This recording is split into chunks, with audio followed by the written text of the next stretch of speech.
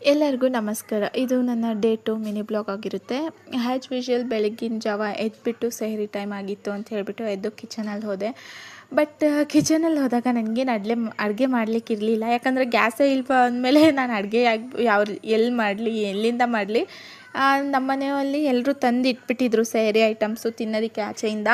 ಮನೆಯಲ್ಲಿ ನಾವು ಡೈಲಿ ಮಾಡ್ಕೊಂಡು ತಿಂದರೆ ನಮಗೆ ಗೊತ್ತಾಗಲ್ಲ ಅಷ್ಟು. ಅಂದರೆ ಮನೆ ಊಟ ಎಷ್ಟು ತಿಂದ್ರೂ ಆರೋಗ್ಯಕ್ಕೆ ಒಳ್ಳೆಯದೇ, ಚೆನ್ನಾಗಿರುತ್ತೆ. ಬಟ್ ಆಚೆಯಿಂದ ಒಂದು 4 ದಿನದಿಂದ ತಿಂದು ನಮಗೆ ಟೇಸ್ಟ್ ಅನ್ನೋದೇ ಗೊತ್ತಾಗ್ತಿಲ್ಲ. ಏನು ತಿಂದರೂ ಟೇಸ್ಟ್ ಗೊತ್ತಾಗ್ತಿಲ್ಲ ನಮ್ಗೆ ಆಚೆಯಿಂದ ತಿಂದು, ಆ ರೀತಿ ಆಗಿಬಿಟ್ಟಿದೆ. ಬಟ್ ಏನು ಮಾಡೋಕ್ಕಾಗಲ್ಲ, ಸ್ಟಿಲ್ ಗ್ಯಾಸ್ ಸಿಗೋವರೆಗೂ ನಮಗೆ ತಪ್ಪಿದ್ದಲ್ಲ ಅಂತ ಹೇಳ್ಬಿಟ್ಟು ಇಲ್ಲಿ ನನ್ನ ಪ್ಲೇಟ್ ಈ ರೀತಿ ಆಗಿತ್ತು. ಇನ್ನೊಂದು ಈ ಕಾರ್ಟೂನ್ ನನಗೆ ತುಂಬ ಇಷ್ಟ.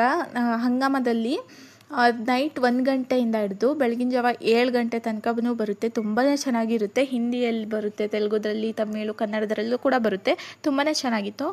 ಇನ್ನು ಇವತ್ತು ನಮಗೆ ಶಾಪಿಂಗ್ ಮಾಡಲಿಕ್ಕಿತ್ತು. ಯಾಕೆಂದರೆ ರಂಜಾನ್ ಬಂತಲ್ವಾ, ಹಾಗಾಗಿ ಇಲ್ಲಿ ನಮ್ಮ ಮನೆ ಹತ್ರ ಒಂದು ಝೂಡಿಯೋ ಓಪನ್ ಆಗಿತ್ತು ಹೊಸದಾಗಿ. ಅಲ್ಲಿ ಹೋಗೋಣ ಅಂತ ಹೇಳ್ಬಿಟ್ಟು ನೋಡೋಣ ಅಂತ ಅಂದ್ಕೊಂಡು ಹೋದೆ. ಬಟ್ ಅಲ್ಲಿ ನೋಡಿಬಿಟ್ಟು ಕ್ವಾಲಿಟಿ, ಪ್ರೈಸು ಎಲ್ಲ ನೋಡಿಬಿಟ್ಟು ನನಗೆ ತಡೆಯೋಕ್ಕಾಗಲಿಲ್ಲ. ತೊಗೊಬಿಟ್ಟೆ. ಇಲ್ಲೂ ಪರ್ಚೇಸ್ ಮಾಡಿಬಿಟ್ಟೆ. ಮತ್ತು ಇಲ್ಲಿ ಏನೇನು ತಗೊಂಡೆ ಅಂತ ನಾನು ಮುಂದಿನ ವೀಡಿಯೋಲಿ ಶೇರ್ ಮಾಡ್ತೀನಿ. ಯಾಕಂದರೆ ಒಂದೇ ವೀಡಿಯೋಲಿ ಎಲ್ಲ ಲಾಂಗ್ ಆಗಿಬಿಡುತ್ತೆ. ಇಲ್ಲಿ ಕೂಡ ಬೇಗ ಪರ್ಚೇಸ್ ಮಾಡಿದಾದ್ಮೇಲೆ ನಮಗಿನ್ನೂ ಶಿವಾಜಿನಗರ್ಗೆ ಹೋಗಬೇಕಿತ್ತು. ಅಲ್ಲಿ ಕೂಡ ಶಾಪಿಂಗ್ ಮಾಡೋದಿತ್ತಲ್ವ, ಇನ್ನು ಅಲ್ಲಿಂದ ಕೂಡ ಶಾಪಿಂಗ್ ಮಾಡಬೇಕಲ್ಲ ಅಂತ ಹೇಳ್ಬಿಟ್ಟು ಇಲ್ಲಿ ಬೇಗನೆ ತೊಗೊಂಡ್ವಿ. ಯಾಕಂದರೆ ಮನೆಗೆ ಬರೋದು ಲೇಟ್ ಆದರೆ ಮತ್ತು ನೈಟ್ ಆಗಿಬಿಡುತ್ತೆ ಭಾಳ ಅಂತ ಹೇಳ್ಬಿಟ್ಟು ಬೇಗ ಶಾಪಿಂಗ್ ಎಲ್ಲ ಮುಗಿಸ್ಕೊಂಡು ಇಲ್ಲಿಂದ ನಾವು ಶಿವಾಜಿನಗರ್ಗೆ ಹೊರಟ್ವಿ.